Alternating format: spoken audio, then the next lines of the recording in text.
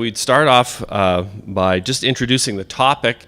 I know a number of you are fairly familiar with the notion of hydraulic fracturing, but some of you may be new to it at the Synergy conference here. So I'm just going to walk through a few slides that sort of cover the basics of what we're talking about here. Here we go. So a definition, it's a definition. A stimulation technique that increases a gas or oil well's production potential by the creation of enhanced permeability of the reservoir rock through which the well bore is placed. And the enhanced permeability is obtained by exposing the rock matrix to pressures in excess of the intrinsic forces holding the rock together. So you hammer that rock with a lot of force and you open it up. And So really the reservoir rock has got really three characteristics to have it considered to be a reservoir rock. Porosity, that's the pore spaces in the rock matrix, and those void spaces, of course, hopefully filled with oil and gas. And then the permeability, the way that those pore spaces are connected, the connectivity of those pore spaces. And reservoirs aren't the cavernous pools, although we often refer to reservoirs as pools. The oil and gas, of course, sits right inside the rock matrix, so it's a bit hard to get your head around that oil and gas actually not only exists in the rock, but it actually has to flow through the rock to get to the wellbore. So what does hydraulic fracturing do? It brings permeability to a naturally impermeable rock, and so we've artificially create that permeability. I always look for analogies in some of the training that I do, and I came across this one where it's a glass orb that the artisan has trapped air pockets in. And this orb of glass has got porosity in it, but the porosity is not connected. And so if you could put your hand around that and crush that glass, then you would actually create the connectivity that the pore spaces need, and then so the oil and gas can flow through it. So that's to sort of put perhaps an oversimplification, but an analogy so you can understand what's actually happening. Some history around this, we've been, and I think alluded to in the previous speaker, we've been doing it for quite a while. Halliburton was the first company to start experimenting with it. And then in the 50s, the technique was more refined. Then even in the 70s and 80s, more used to just repair the near wellbore radius because of the drilling damage that may have occurred in preventing that permeability from happening. So they would go in and frack, but it was not a large reach fracture. It was more or less keeping clean the near wellbore radius. But then in the 80s, they started to experiment with larger volumes of fracking, getting that reach further and further into the reservoir. And so as that was more R&D was going on there, we also had R&D going on in the whole area of horizontal drilling. And then, but those two technologies seemed to be going independently. And then there was a marriage of those technology, particularly in the Barnett Shale in North Texas, where they combined the horizontal drilling with hydraulic fracturing and saw tremendous results in accessing the reservoir. And so this is a sort of a diagrammatic example of what we see happening in these long horizontal lengths. We see anything from several hundred meters to even several miles in reach, these horizontal sections. And of course, to manage the hydraulic fracturing process, they isolate each of the sections of that horizontal leg and are able to conduct the fracturing process on each stage. You can't do it all at once, so we're having to do that. And although the diagram makes it appear that every stage is going to behave the same, in fact, we find some stages may produce differently than others depending on their specific geology in the actual area. So and so the longer that horizontal leg, the more fracturing fluids have to go. And it's a real engineering accomplishment to get that fluid carrying sand that has to be viscous enough to carry sand, but yet slippery enough so that there's not a lot of friction as it goes down the pipe. And then of course to recover that fluid, again, you have to make that fluid turn into something a little bit different so that it has the viscosity now that can flow back to surface. So it's quite an accomplishment to get that stuff down and back up the whole through the use of chemicals. So some facts and figures: 9,500. I think I got these from the regulators. 9,500 multi-stage horizontal wells drilled in Alberta. Over the last 3 years, more than half the wells drilled were horizontal. So you can see it's really becoming almost the norm. We talk about unconventional, but the unconventional is turning into the conventional. 80% of all new oil wells over the last year were horizontal. Horizontal wells are responsible for more than half of the provincial crude oil production today. So you can see it has had a dramatic effect on the production profile in the province. AGS, responsible for monitoring seismicity. We may speak to that a little bit later.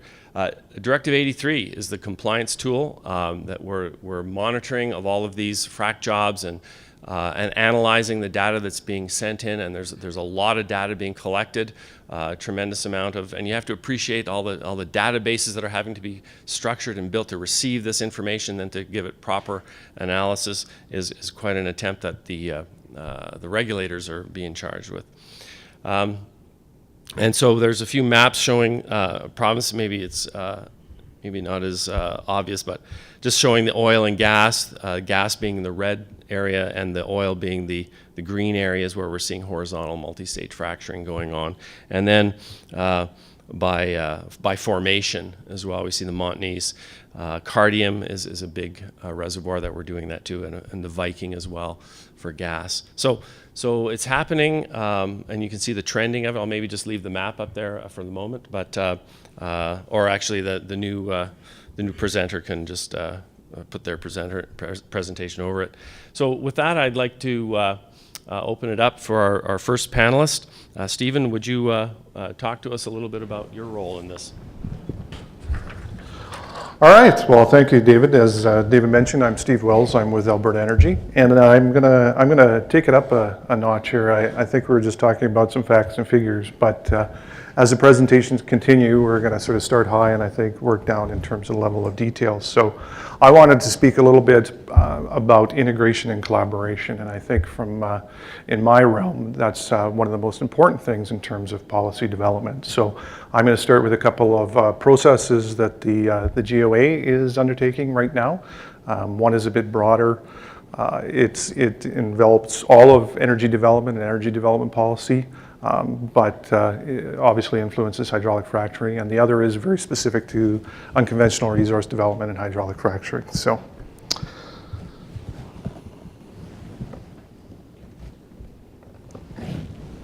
all right, so just starting with, you can't start anything, I guess, without a little bit of a mission and a mandate statement. So we've got a long one. Really what it boils down to is responsible development.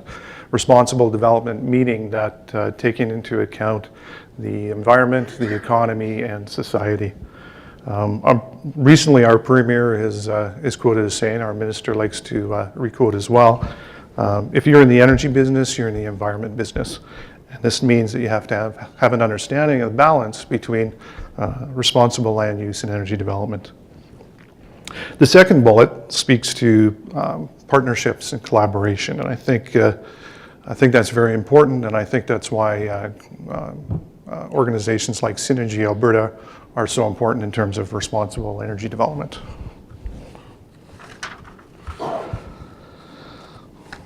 So in terms of background, just up front, it's acknowledged that there are both opportunities and challenges associated with unconventional resource development. This heightens the need, again, for collaboration. You're going to hear me say that quite a bit. I'm a firm believer in terms of the collaboration and integration. This heightens the need for collaboration, and we need to be collaborative in many different ways. We need to be collaborative within government and across different governments, different levels, government to industry, across sections and sectors within industry, and across different stakeholders, including the public and First Nations. The concerns that are raised can be, again, in the environmental, economic, and social realm, and the government is responding. But we need to ensure that we stay coordinated so that we're not addressing one issue, say economics, and not looking at the other issues in terms of environmental and social. I said I was going to go back up, but I thought from a context piece, it was important to have some stats, and Dave alluded to some of these as well. But But just to give you an idea of the impact of the applied technologies that are having on energy development, we see about 80% of crude oil wells and 55% of natural gas wells have moved to, that were placed in production in 2013, have moved to horizontal wells. Of that, we've got about 50% of the wells that were done in 2013 and in 2014, both for oil and gas, are really moving to horizontal wells with multi-stage hydraulic fracturing. So we can really see this stuff started to sort of take off in 2008, and we can really see the impact just in 5 or 6 years of this, the use of this technology.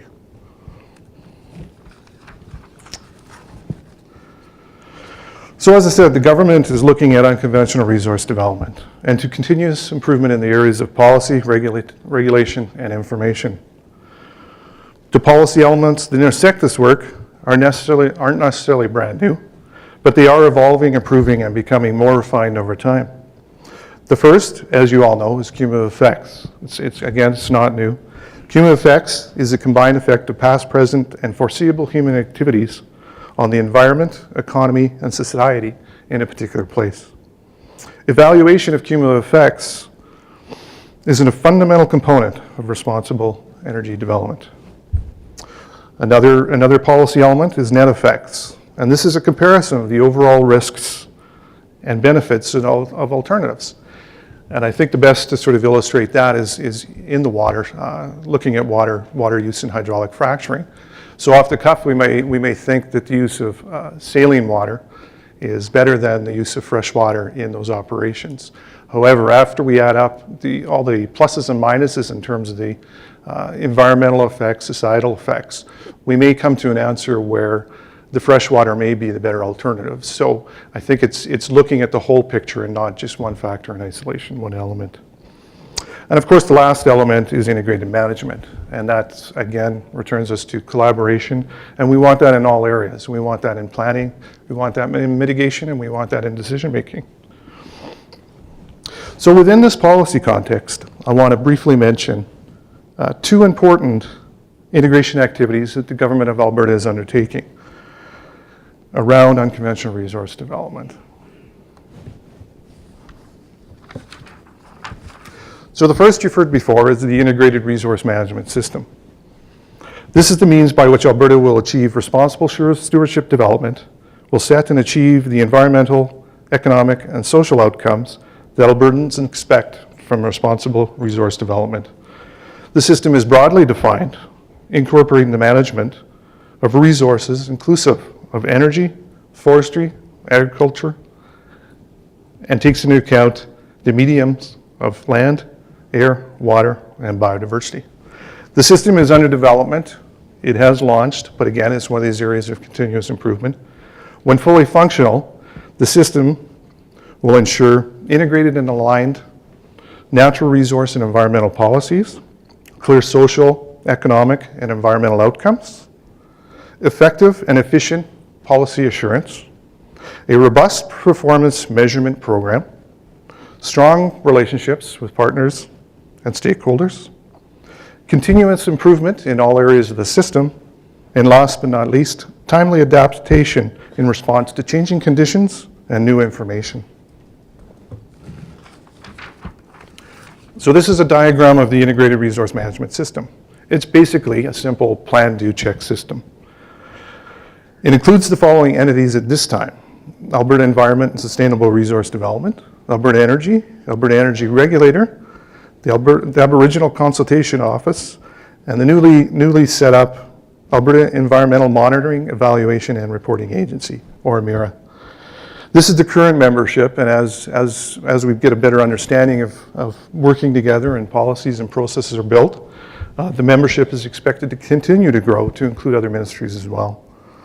Tangibles of this system include integrated policy, regional planning, engagement, and monitoring and reporting.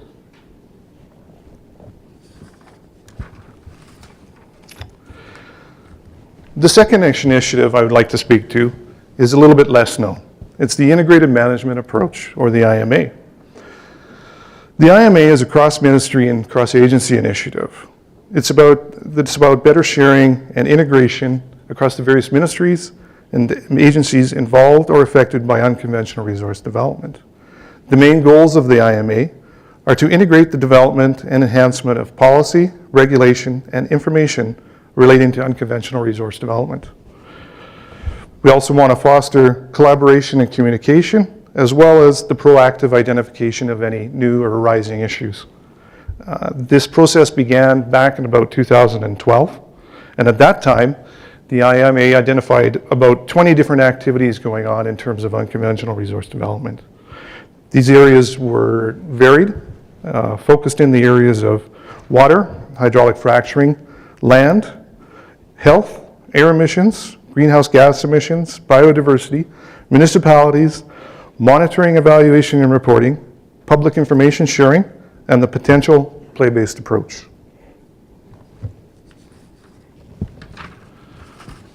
Now this is a very complicated diagram, but just to basically sum it up, the IMA gets its mandate from the Government of Alberta's focused agenda item, Advancing World-Leading Resource Stewardship. It's also where we find the term coined, responsible development or responsible energy development. Focused agenda items and government priorities are implemented through pods, specifically created to drive integration, particularly around the policy elements. Its pursuit of these agenda items and priorities is its top aim. There's 3 pods, and of specific relevance to us in terms of the IMA is the Natural Resource and Environmental Pod. The pod includes memberships from ESRD, International and Intergovernmental Relations, Treasury Board and Finance, Alberta Energy, Agriculture, Aboriginal Relations, Innovation and Advanced Education, and Executive Council. The pod gave direction for the creation of an ADM steering committee.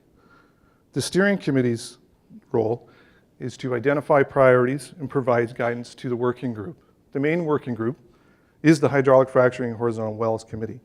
This is a committee comprised of senior professionals and managerial level members.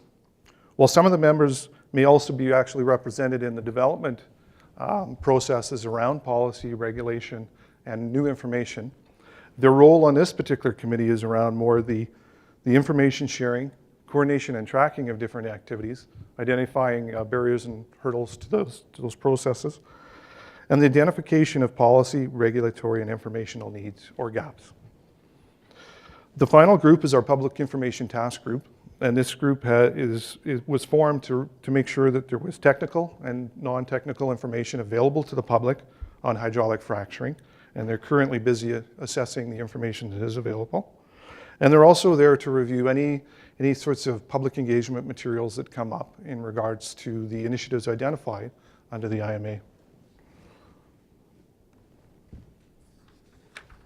So as an example of some of the things that the IMA has been involved in, and I mentioned we had identified about 20 different ones. Here are some in different areas. So around water, we have the water conversation that occurred, I guess it was back in 2012, 2013. We have the draft water conservation strategy that's currently under development by ESRD. We have a number of regulatory pieces. Bob will probably speak a little bit about to these later on in his discussion.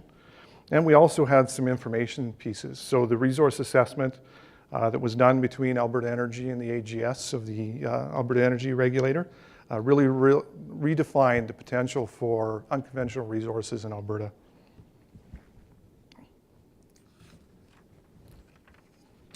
And then the final one I would like to mention, and again, I think Bob Willard is going to cover this in his presentation, but as part of both IRMS and the IMA, and as a final example of this integration work, we see the PBR having significant potential for new approaches to unconventional resource management. As mentioned previously, the AR is part of the integrated resource management system and is fundamental to ensure responsible resource development.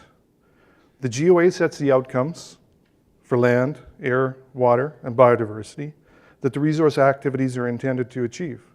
These outcomes will play an important role in ensuring that the PBR results in responsible energy development. And just to give you an example of how Alberta Energy is working with the PBR and integration, We're investigating the role of mineral tenure in increasing responsible development and planning. We may use the pilot, the AER's pilot, in the same geographical area as an opportunity to test extending petroleum. Oops. Thank you.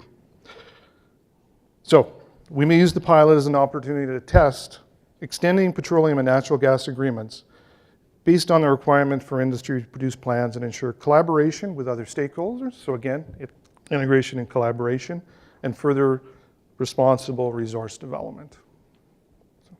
So, that's all I have to say. Thank you. So, just a question, Stephen. You mentioned that there was some publicly available information. What sort of information would the public be able to get from the website on this kind of stuff? I think this one? Yep. There we go.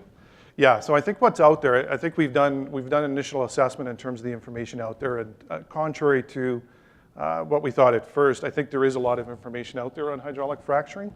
I think the fundamental is one, it's not necessarily in a way that people can access it and get a full picture of that information that's available. I think the other becomes the question of who do you trust in terms of information, and so I think government wants to reassert its role as a provider of objective-based information around topics such as this. Okay, great. We'll open it up for the floor questions after our last presentation. But Bob, would you like to tell us about the AER's view on this? Yes, David, and good morning.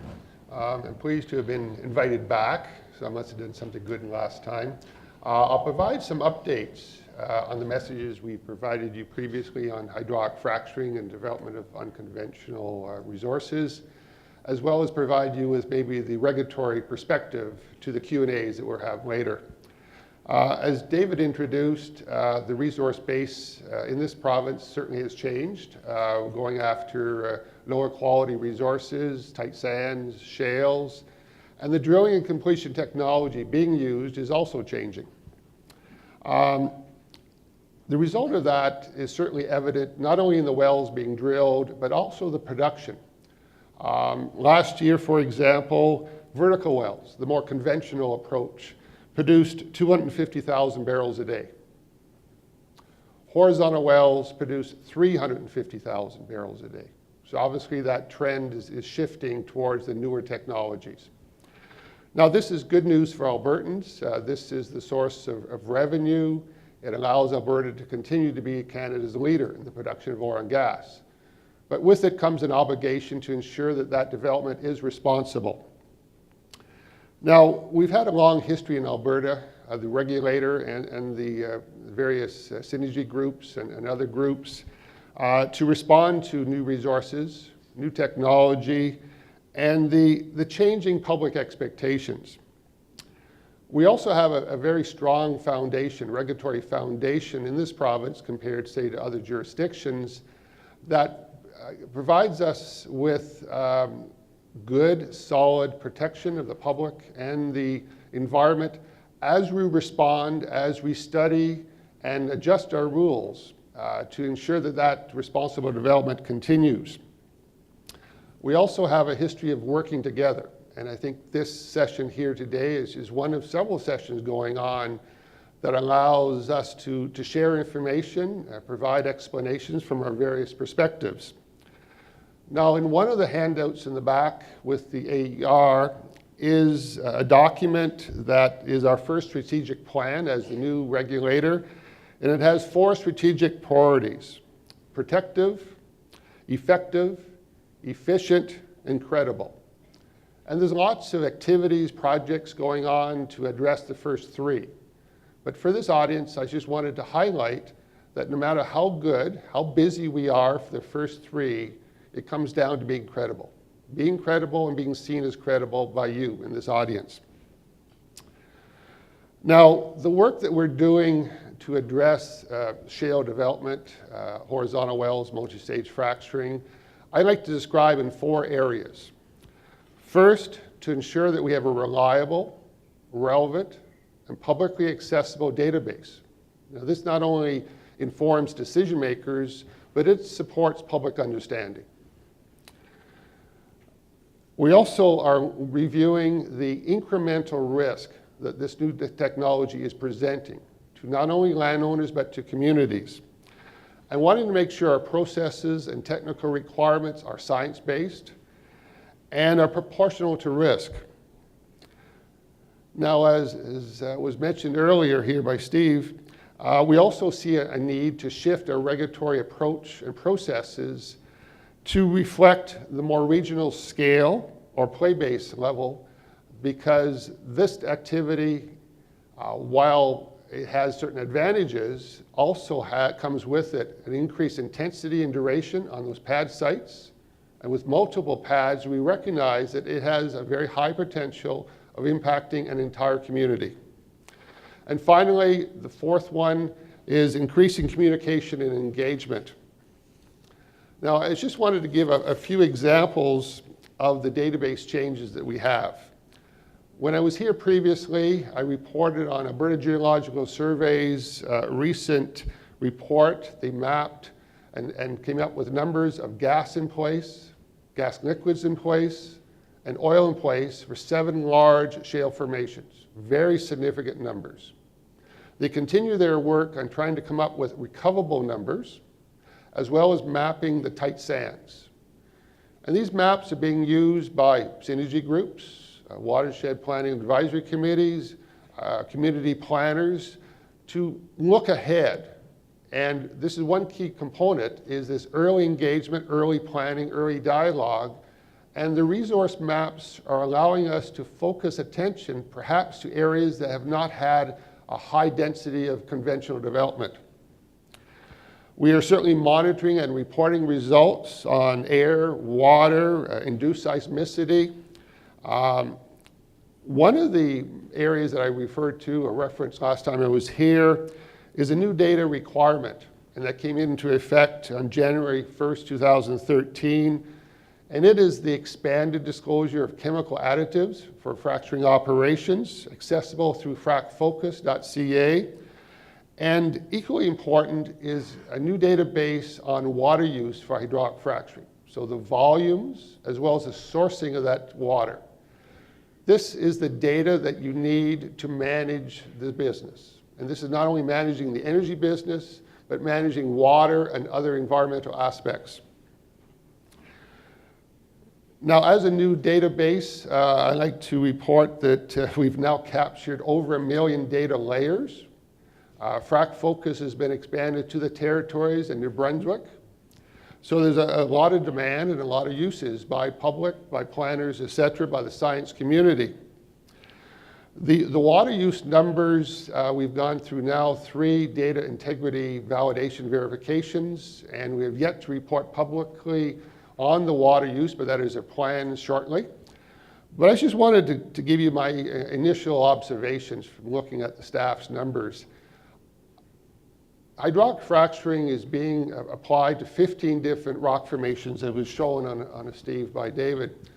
The rock properties strongly influence the type of techniques being used, and that includes the water volumes that are needed. There's really 4 clusters of water use in this province for hydraulic fracturing. There's a group that uses very small volumes, less than 500 meters of water. There's another group that is a sort of a cluster between 1,000 and 4,000, typically, say, tight cardium. There's another cluster around 10,000 meters, so we do escalate. And there's also a type of rock, typically shale in the north, that uses 50,000 meters. So there's quite a range. One size does not fit all, although I make the observation the media loves to report on the biggest one and only the biggest one. So an open, transparent database, I think we see that as one of the key elements of supporting credibility, maintaining it and renewing it. Now, understanding risk from hydraulic fracturing, you know, a horizontal well brings a lot of flexibility to you as landowners as to where that surface location should be. And clustering these wells on a pad also further reduces the footprint, less roads, less pipelines.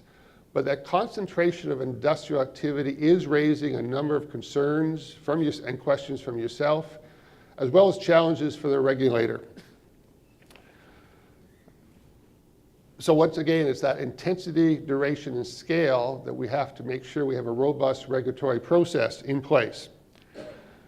Now, responding to regulatory risk, I think is a good example is Directive 83, which is supplemented by industry recommended practice IRP 24. When you drill a horizontal well in this province, it may come in close proximity to the 460,000 vertical wells that we've drilled in this province. Those vertical wells could be a vertical pathway to the surface or shallow groundwater. We recognize that as a regulatory risk, one of concern to the public, and we've responded. Through Directive 83, there is a requirement to enhance and increase the wellbore integrity. We have additional protection for shallow fracturing that we established for coal bed methane several years ago. There's increased communication requirements between companies and giving the heads up to the field staff that they might be fracturing, say, within 5 days. So that would increase our field inspections, our field presence. But most importantly, it requires companies to do a risk assessment of the surrounding wells and develop a mitigated plan to address that risk. Now, in the first year, we had 84 fracturing operations of the several thousand that reported interwell communication events, so some contact with the offset well. In 90% of that was limited to just a pressure pulse. That did not have the potential to cause downhole or uphole damage, and there was no risk to the public or the environment, but is part of the information gathering and the knowledge that we want to develop. We also had 8 that we classified as medium risk. Medium risk in these examples is that there was sufficient contact to damage downhole equipment in the offset well. There was no risk to the surface, but there was downhole equipment damage. We also had one experience in the first year of that hydraulic fracturing pressure kick encountering an offset drilling rig. And that caused a kick. It was controlled. There was no release to surface, but it required the companies to work together to communicate and to apply the drilling safety rules we have. In the first year, we had one event that released oil and water to the surface. 25 meters of liquid was released on the site. They had a closed system, so it was managed that way. So the volumes were small, 25 meters. It was quickly contained, cleaned up, and no impact tested to the groundwater. But this is an example of planning ahead, responding to these concerns. Now, play-based regulations, it's been responded to or referenced earlier. It is probably the biggest single change the regulator has envisioned in my career for, say, 20 years. So I've been around for more than 20. It requires companies to make a shift from doing their project planning and disclosure to the public and environmental studies, not on a small proximity scale, well by well, small project by small projects, but to reflect the new resource base, the tight sands that have very large area coverage in this province, to deal with that regional scale and the potential to impact the environment and the public on a much bigger scale. So what the model itself for play-based rules requires the companies to work together, to collaborate where it makes sense, regulatory sense, business sense, to understand what they're bringing and what they're introducing to that community, as well as to that regional environment, and come up with plans that make sense. This early engagement of the public, early engagement of competitive companies should translate, we believe, into a very robust and effective planning process. We are currently piloting that process in Fox Creek. That's an area of very high potential, limited development to date, but very high potential based on AGS maps for Duvernay shale. So we might be going from 100 wells to 500 wells in a relatively short time period. So we're trying to get ahead. We're working with the local community leaders, the watershed areas, First Nations, other industries like forestry, academics, to bring together those groups that can bring that knowledge, bring their points of view, and help us build a robust plan that would deal with the Fox Creek Duvernay. And finally, I just wanted to close today's conversation, prior to your questions, of course, is just to comment on the communication engagement. I listened to the first speaker today, and he raised a number of thoughts, some of which were targeting the regulator to do its job perhaps differently. And I welcome those thoughts and feedbacks. The public's expectations and standards for its industry and its regulator is very high in this province. And we respect that, and that drives us to do a better job or look for different ways of doing our business. What we did for communication engagement 10 years ago, what we did 3 years ago is not enough today. We recognize that, and with your help and others, I think we're committed to making those changes. What works for one community may not be what is really needed for another community. And that's one of the key things in that play-based rules and regulations, is not trying to force what is a pretty good province-wide system, but to look at those community variables. What makes sense for that community? And what makes sense for Fox Creek may be different than Lethbridge. You may want to have the same outcomes and regulatory safety and protection of the environment, but how we get there may be different. And that's what we're striving to do in the play-based regulations. And finally here, there's lots of misinformation, misunderstanding, the myths, if you will. And I think we also are acknowledging, and I think you're seeing some early examples of this, the way we communicate. The communication tools in our toolbox have to expand. The old way of me issuing you a 25-page well-written document and ask you to read it is useful, but if I limit myself to that, we will not be successful together. So Synergy Alberta has a lot of good ideas, a lot of good people in this room to help us move towards effective communication and engagement. So once again, I welcome your questions, and I also want to acknowledge your benefits and your contributions to this province. Thank you. Thank you, Bob. Alex. Just some initial comments about hydraulic fracturing. I think you've heard quite a bit already. You know, really it's been used in Alberta for quite a while, as you've heard. It is not new. What is relatively new is that combination of horizontal drilling and multi-stage hydraulic fracturing that allows us to access some of these resource plays, shale deposits, tight sands on a more economic basis. This innovation has led to larger well sites that many of you have seen with multiple wells on each site. So each site now has become an industrial site for a long time with a lot more intense activity on it. The process of hydraulic fracturing occurs as deep as a couple of kilometers in some places below the surface. And it's one of the many processes in a drilling operation that an operator conducts in order to achieve production from a well. So clearly, the one thing that we try to emphasize, it's not the only activity on that well site. There's quite a few that occur. That is a smaller portion, intense as it is, of the activity that takes place on a site. It is highly technical in nature, involving a lot of planning and engineering.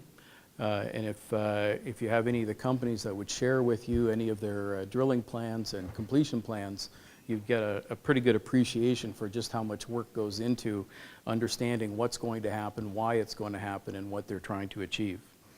And that includes on the environmental protection side too. As with any industrial activity, however, there are risks, and you've heard a little bit about them earlier. And the combined actions, we like to think of government, the regulator, the companies themselves, the stakeholders and interest groups have been and will continue to be the most effective way to identify and mitigate those risks. A bit about our role as an association for our upstream members. We take those risks seriously, and to that end, CAP, with all of our members, has developed a series of operating practices that we that we use to help our different producers and operators manage and mitigate those risks where they're at. We also use that to share with other jurisdictions that are less mature in their understanding and development of their resources, to kind of give them a leg up in terms of what they should be looking for in some key areas. Those practices provide for disclosure of fluid additives, and you heard a little bit about Frac Focus, a great opportunity to see what is actually going on in terms of the completion process. Again, that's mandatory in more mature jurisdictions for disclosure through regulation in places like Alberta and British Columbia. The development of safer, greener additives over time. We're looking for lower toxicity in some of the frac fluids.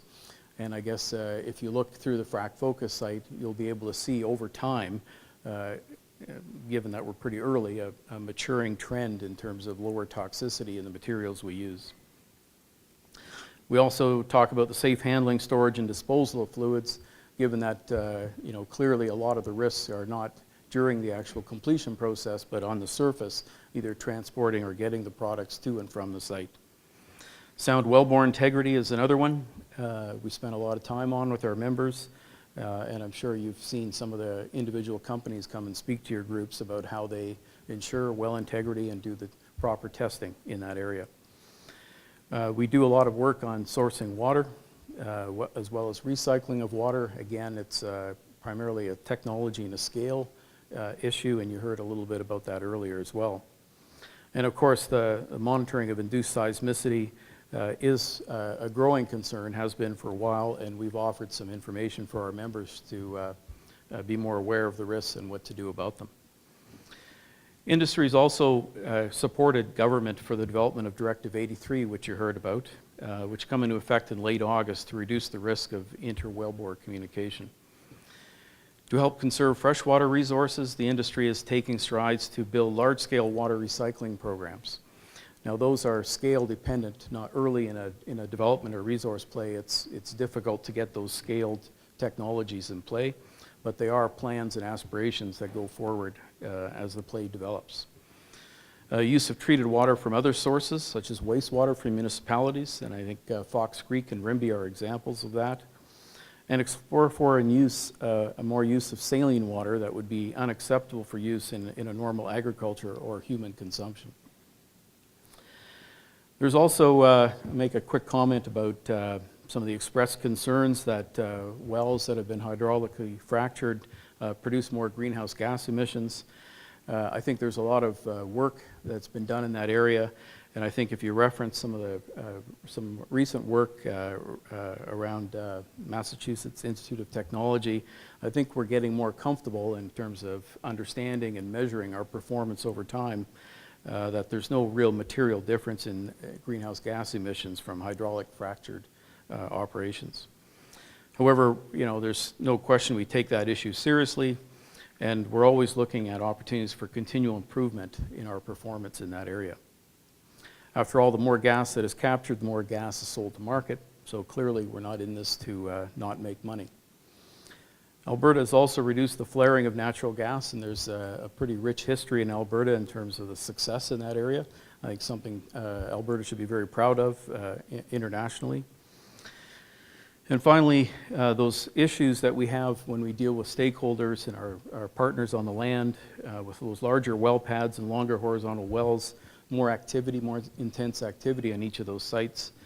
And that causes particular concerns with people, whether it's noise and dust control, safe driving practices, and I know your groups have been pretty active with the operators to look at solutions in that space. Part of CAP's mission is to enable development that is safe, environmentally, and socially responsible for our members. And I will tell you, I've worked in many other jurisdictions around the world. Alberta has an outstanding and tremendous record in this regard, something that we should all be very proud of, and something that we can and do share with other jurisdictions. However, as our industry and communities continue to evolve and face new challenges, CAP and its member companies seek continual improvement in operations in order to identify, mitigate, and reduce those impacts. Thank you very much.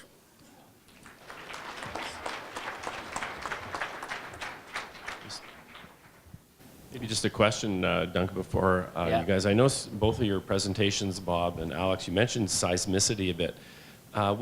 Is there a regulatory role? And I know that the AGS, for example, monitors Turtle Mountain with some seismic monitoring devices. Does it go any further than that? I don't know which one of you. Bob, do you want to speak to that? Maybe I'll start. You can expand here. We've referenced the Alberta Geological Survey, or AGS, a couple of times today, and they're the center of excellence for earth science studies in this province. And they deal with geohazards, which includes Turtle Mountain, but it also includes the potential for induced seismicity. Certainly the natural seismic events in this province, as well as seismic events that might be influenced by man activities. Alberta Geological Survey is the coordinator of our seismic monitoring network in this province.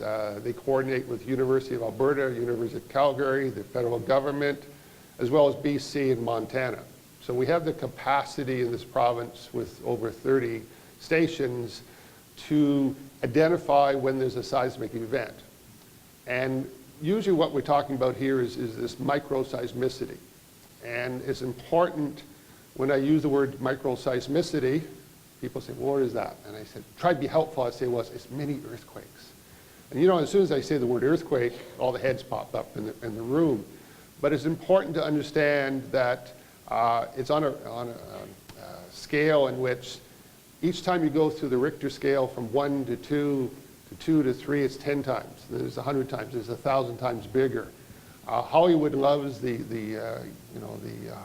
earthquake movies at Richter scale of 7s and 8s. So in this province, we are relatively quiet as a seismic province. Most of our seismic that is measured is at Richter scale 3 or less. So at those scales, it's unlikely but possible that you would feel it, but it's very, very unlikely there'd be any damage from it. But it is a technical area that we have to pay attention to, and through AGS leadership, we are certainly investigating it further. AGS has got some good information on the website, so www.ags.ca is my plug for them. Have a read to it. They publish maps showing you on different scale of circles where the recorded earthquakes are in this province.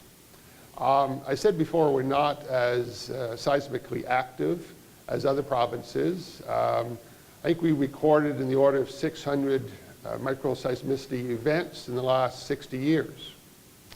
As you go east to Saskatchewan, I believe the number is 16 over that same time period. BC recorded 1,200 seismic events in 1 year, 2012. So definitely there's a lot of things going on.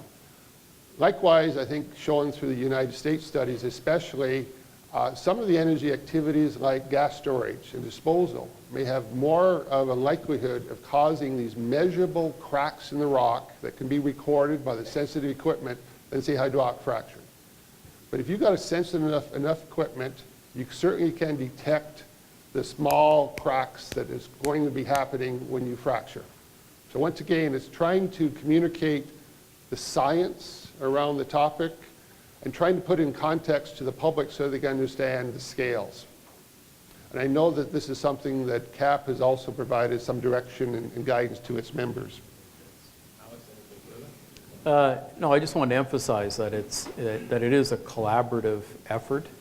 There's some outstanding geological data that's available for the companies to plan around, to use to understand just what kind of risks there are in some of the faulting. I think some of the activity and data that they pick up through the seismic programs that we do picks up any of the smaller minor faulting, allows people to plan their well locations around some of those faulting. I think some of the monitoring activity that is done, I know it's shared with the regulator, I'm sure in this province, kind of enhances the regulators and government's ability to fine-tune the coarser geological data that is available, along with the specific performance on a well-by-well basis. I think all those tools together provide some of the risk mitigation that is, compared to many other jurisdictions in the world, is pretty significantly better. Great, But thank it you. is an area of ongoing work. So there's some things that we do not know, and this is where AGS is leading the studies in Alberta with the assistance of BC and Montana, for example, and trying to raise that knowledge bar higher. Great, thank you. Thanks for your patience, Duncan.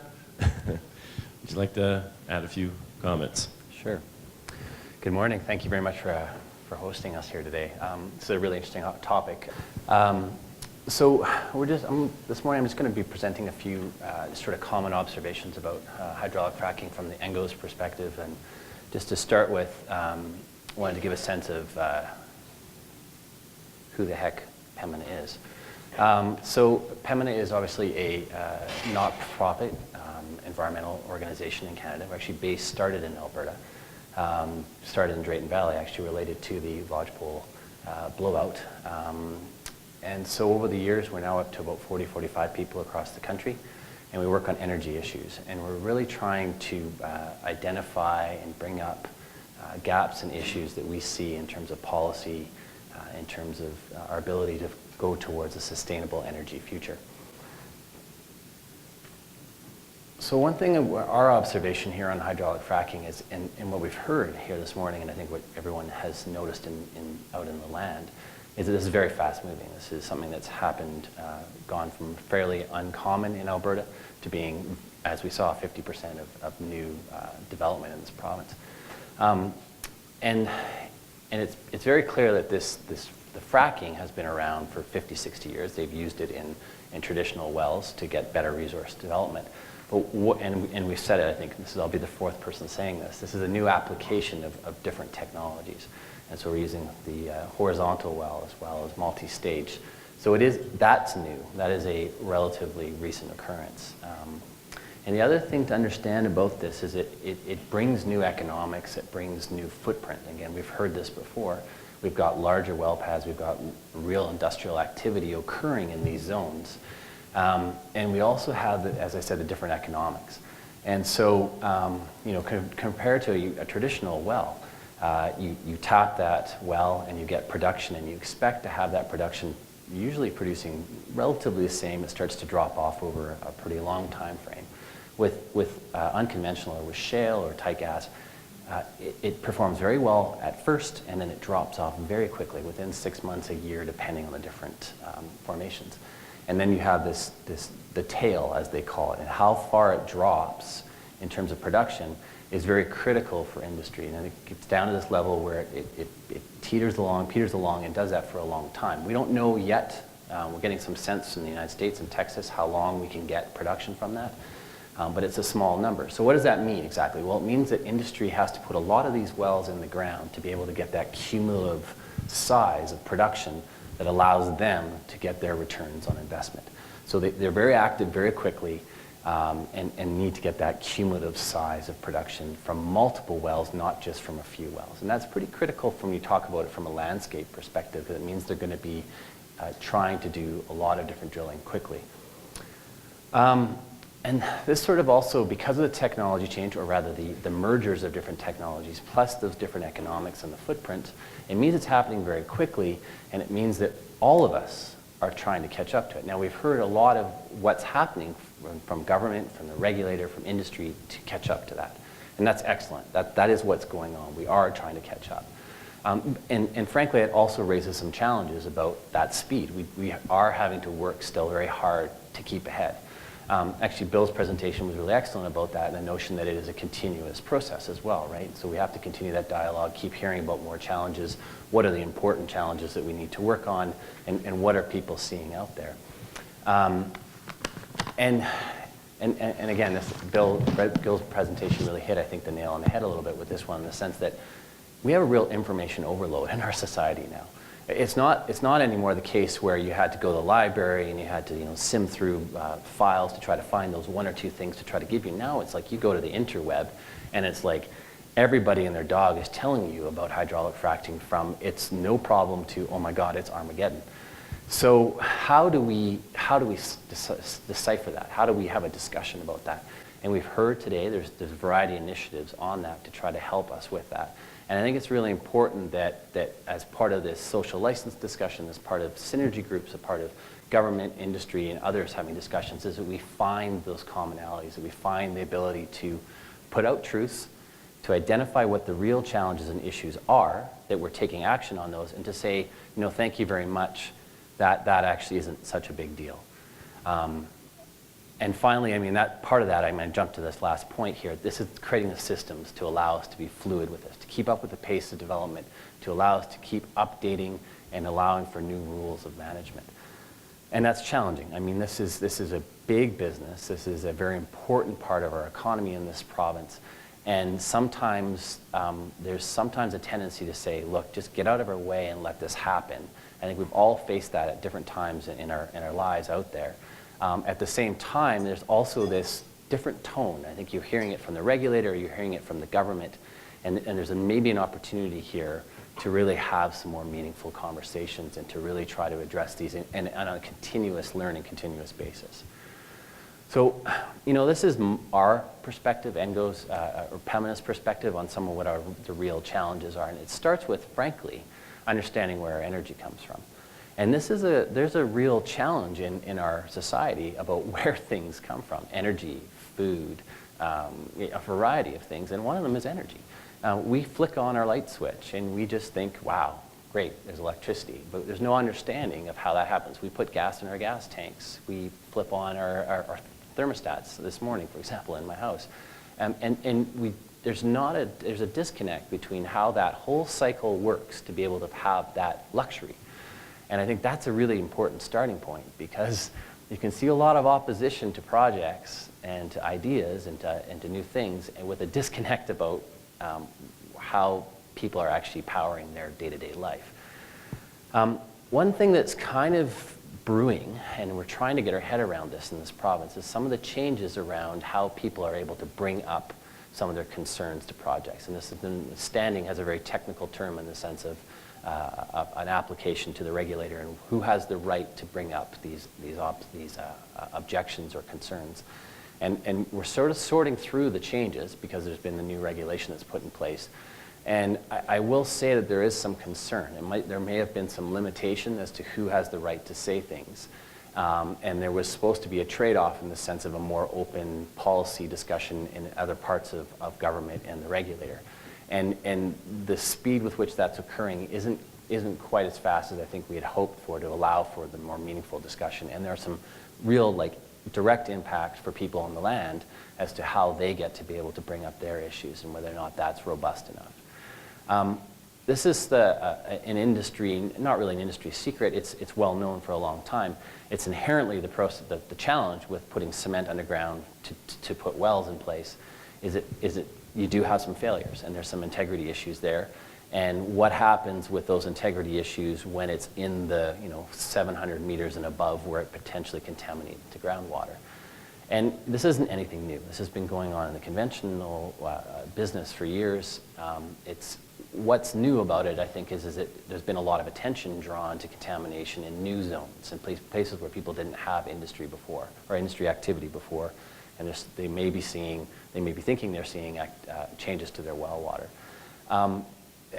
I think what we need to do as a government, industry, and others is to really examine what are the next steps we can do to try to have better well bore integrity and examination and ensuring that our wells are actually fully formed and performing properly.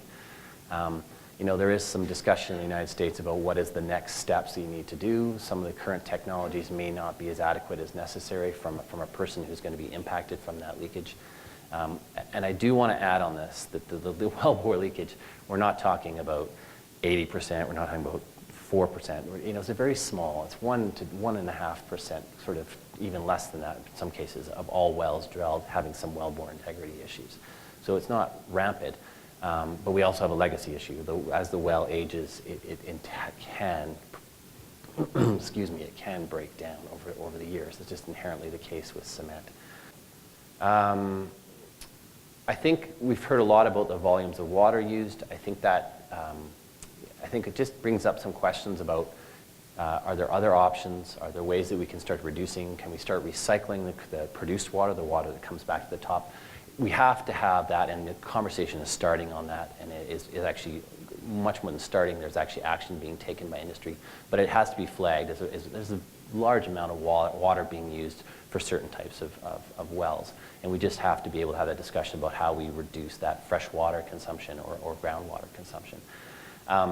We've heard about it already. It's just the impact on the landscape, the level of activity, the amount of trucks on the roads, an industrial well site being set up for multiple months, potentially near people's houses.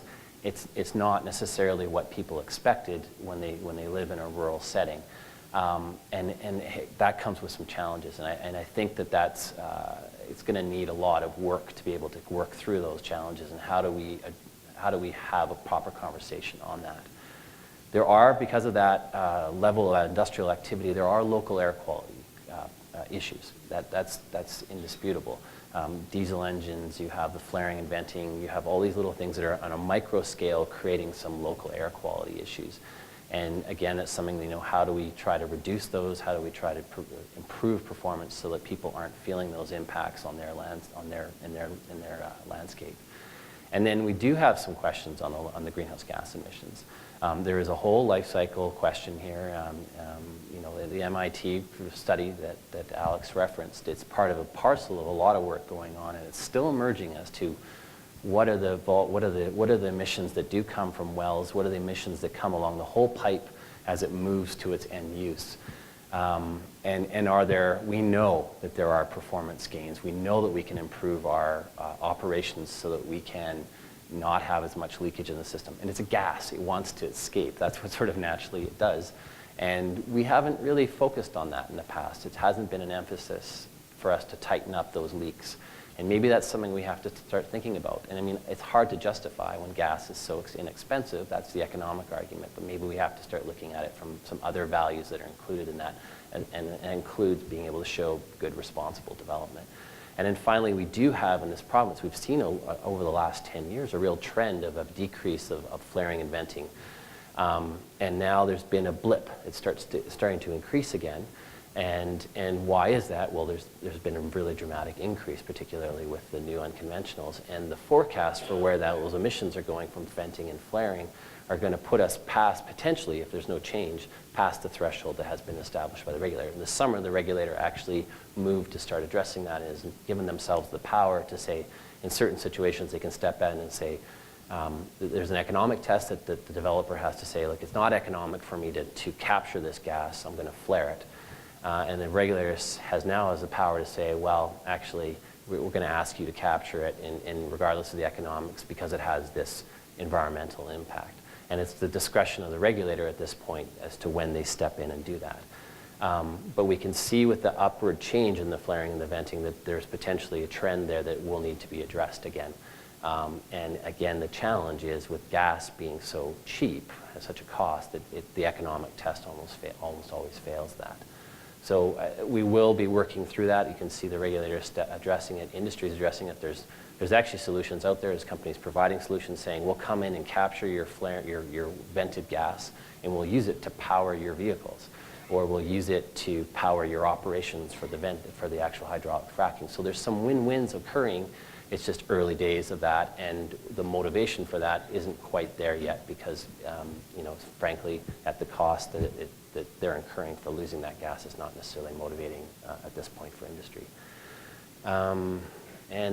Right, so just really quickly on this. So we do see, for example, the play-based regulations. This is game-changing. I mean, it's interesting to hear Bob say that in his career. This is one of those another big game changers. This is a chance for us to be able to have a landscape perspective on what's happening with development. And it takes the IRMRS and integrated management approach that the government of Alberta is doing. It combines it with what the regulator is doing, with resource development, with industry, with other industries, with communities, with landowners, and says, look, we have to try to manage this for all the different stuff that's occurring on the landscape. It makes my head hurt thinking about that, and I think that's going to be their learning, is we're going to have to and I will actually give some congratulations to the regulator. I think it's a really good approach to do pilots, and I think it's really good that the government is stepping in to run pilot policy in those spaces. And same with industry. Industry is learning. This is a very new way for industry to have to operate. We will learn a lot. We will have some challenges. Definitely we'll have some issues. We'll also find some places where we can really get victories and wins from that. So it's important that I think we look at trying to do play-based from an integrated landscape. And we've learned that, I think, unfortunately, from our experience potentially in the oil sands, where we didn't have thresholds, we didn't have policies in place before, and all of a sudden we had a development scale that was potentially a little out of alignment of what we wanted for other benefits, environmental and social benefits. And I talked about the well integrity earlier in terms of there are maybe room for improvement there, or at least in terms of monitoring and being able to put instruments down the well to have a better sense of the integrity. And then the other big issue here is prioritizing. And this is a very tricky comment, but sometimes we get the sense in the province that we're not willing to say, whoa, slow down here, let's develop this part of the province, let's leave this other part for later. And I'm not sure that's part of the discourse, and sometimes to me, I think about where we want to go over the long term in economic benefit, environmental benefit, and social benefit. And sometimes being able to plan out where we develop and how it's developed, it doesn't seem that we have that. We're not necessarily seeing it that way, and it's up to industry where, in some cases, where development is occurring. And sometimes I think that gets us in a bit of hot water. We get ahead of ourselves, and we're not necessarily being as strategic as we should be from a manager of these resources, from a provincial and the owners of those resources, which is the people of Alberta. And I think that is it for my presentation. Yeah, so I've got my email there. There's our website. If you have any more questions or come, please talk to me. I'll be around all day. And I'd love to have a conversation with anybody who wants to. Thanks very much. Great.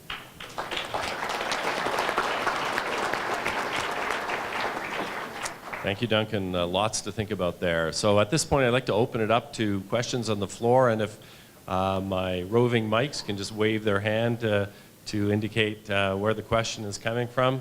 Carla, do you have one there? Yes. Thank you. Really good presentations. Thank you for the information. One of my questions is, what's the royalty rate on what's captured from fracking?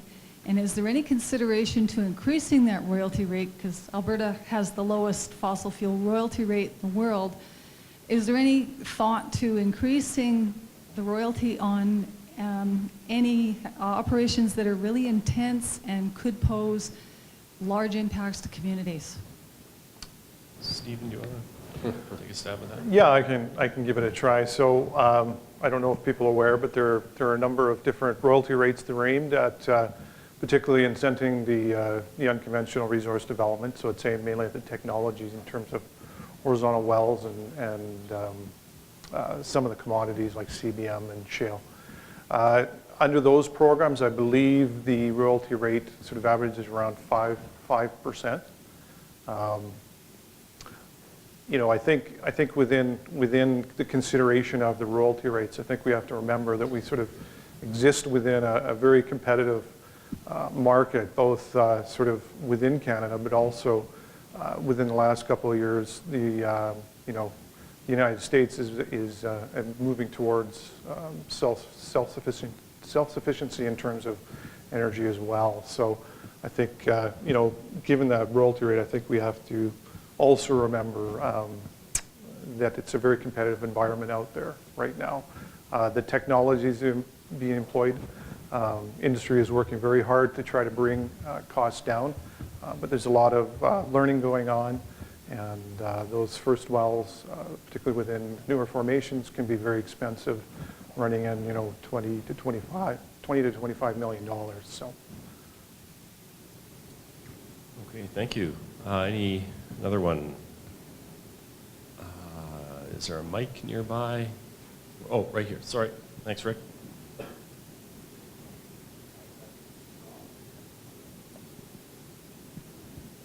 Try again.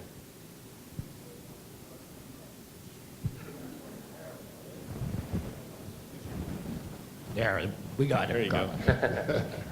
Thank you. I don't think that Mike wanted me to talk, eh? So, anyways, my question would be to you, Bob. You talked about when they're going to frack in an area, they got to understand what other wells they've intersected through their well bore, the production wells, I think you referred to it as. One of the things that my concern has always been is the dry holes or the banded holes that were uncased and were plugged off. Through the years, we've drilled many wells, and this doesn't just pertain to the hydraulically fracking that you're referring to here, but we frack in different ways with disposal wells, steam injection, and my concern is all these old wells as to where they lay in the perspective of them. Have you accepted that philosophy under, like you just expressed, production wells? But there is a lot of wells that were drilled that were never ever production wells, is my question. Thank you for your question. If I limited Directive 83 to production offset wells, that I misspoke. Industry is required to do a risk assessment of all wells in the area.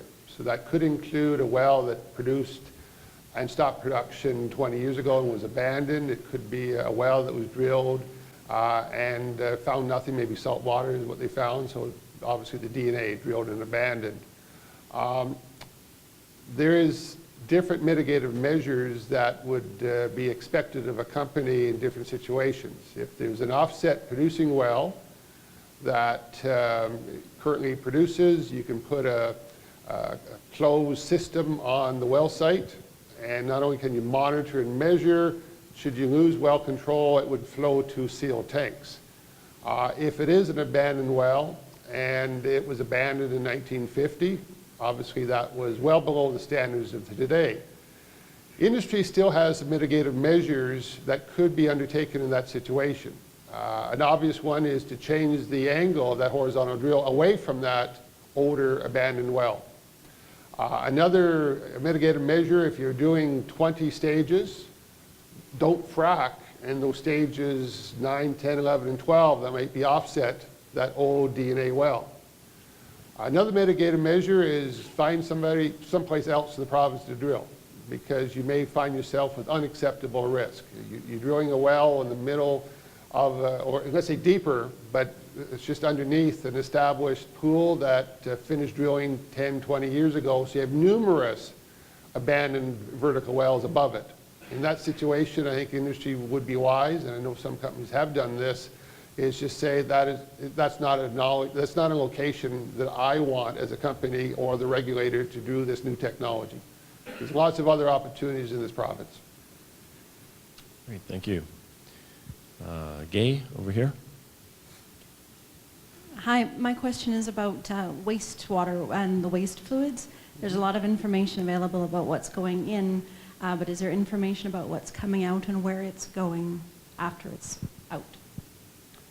Well, it was referred to by, I think, my colleagues in the panel as some of that waste production.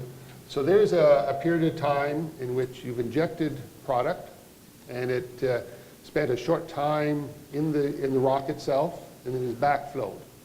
So that would be called basically the back production. That would be classified by the regulators as oil field waste. So it'd be subject to the greatest or highest level of scrutiny and safeguards that we have. Some of that waste might be treatable for reuse by other wells on the same site, or maybe through exchanges between company A and company B, depending on the drilling schedule, could be used by a competitor just down the road. But after it's been treated and recycled 3, 4, 5 times in this province, it would be the long-term storage would be in deep wells. So that would be the permanent disposal requirements for much of that. It is an area of ongoing study, so I don't want to mislead you to say we know everything about what that product is. There's still lots of learnings going on. Carla, over here. Eric Jorgensen, Councillor, Mackenzie County. First comment is I'm really impressed with Synergy. We've never been down here before as a county, and I'm impressed with the background and passion of the people and the panelists. My question is for Alex Ferguson with CAP. You'd made that comment you'd left BC before you had success in Synergy with your background in the Oil and Gas Commission, and you also said we can and do share with other jurisdictions. Now, what I'm thinking of is I went to a BC Energy Conference in Fort St. John last September, and there was a lady from Suncor had moved from Fort McMurray over to Fort St. John to try to help maybe people on that side of the border understand what's about to happen over there. As far as I know, they don't have anything like this going on. And there seems to be a great resistance at the border. You don't notice it in southern Alberta, but for those 4 or 5 counties in the north part of the province, we can't do anything across that border. We've done the crisps at Fort McMurray and at Seal Lake Oil Sands around Peace River. Is there a way that people that are at this conference can identify with the people on the BC side? And I know they've got issues with fracking too over there. My question is a little bit off. But just to let the people know that I think there's a need on that side too, and we seem to have problems as a municipality to make connections and get things to move forward. Yeah, my experience with it was we did some research over here. We connected with the Synergy organization. We tried to morph some of the existing government processes over there into something more like what we saw here. I don't think there was as much government appetite as there was certainly from the regulator. You know, if there's an interest, I do believe that, you know, the regulatory agency that sits up there in Fort St. John is probably a good avenue to make those connections with some of those local communities and try to reinvigorate or get that interest level going. I do know there's some good people there. Happy to work with them. So pretty passionate people in this area that I think can really help make things move forward. Okay. Maybe I can just expand on that too. I have the opportunity to discuss energy matters with other jurisdictions, be it national or international.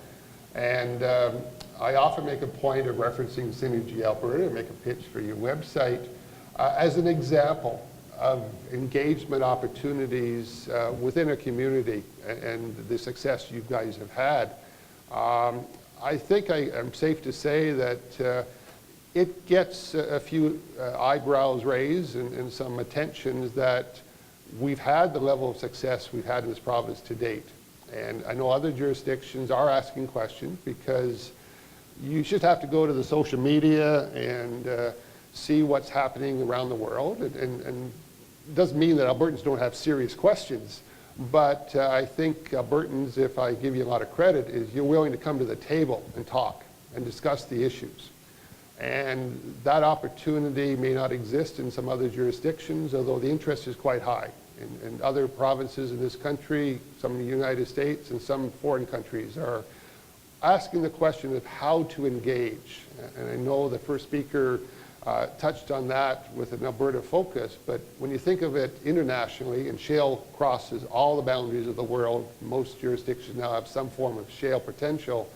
I think synergy opportunities or local community engagement is something that will grow and probably grow very quickly as we move ahead.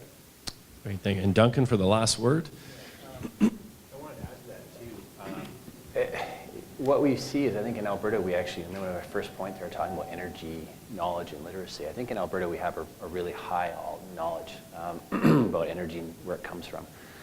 And as a starting point, it creates what I would consider a better platform for these discussions. When you go to other jurisdictions, you sometimes don't have that knowledge or that experience. And that creates the opportunity for, first of all, misinformation to very quickly percolate in those situations.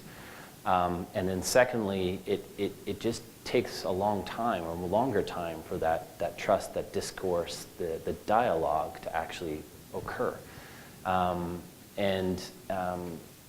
I think that's something that's relatively unique to some jurisdictions like Alberta and other places that have had a lot of experience with oil and gas or energy development. And we just maybe have to communicate and be able to share more experiences outside of Alberta and try to bring people along with a comfort level as to what that dialogue needs to look like and what it could look like.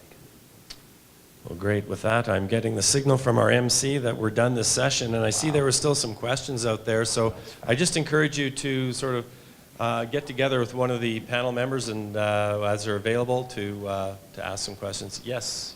Just on that point, there is a synergy group from BC here, and so I'm just going to let them say two words about what they're already doing in BC. Hi, so I'm Jennifer Beebe, and I'm with Shell Canada in Fort St. John. Hi, Alex. Alex was my boss at one time. So we have, our synergy group is called Rural Roots and Resources, and we've actually been in place for 4 to 5 years, working in the groundworks community. We don't involve the regulator as much in our meetings unless they're invited as a speaker, and we are just Shell as the operator and the community. We have 3 folks here with us, so if you would like to, if anybody would like to speak to them about their experiences, but I think what you would find is Northeast BC is quite a bit like Alberta. We're very aware of the oil and gas industry.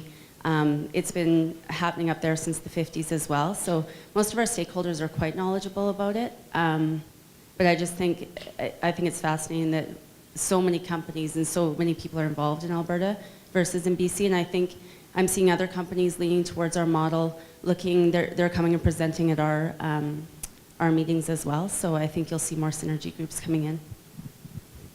Great, thank you for that add-on. That's great. So I'd like to thank our panel here and provide a little gift of a token of our appreciation. Thank you very much.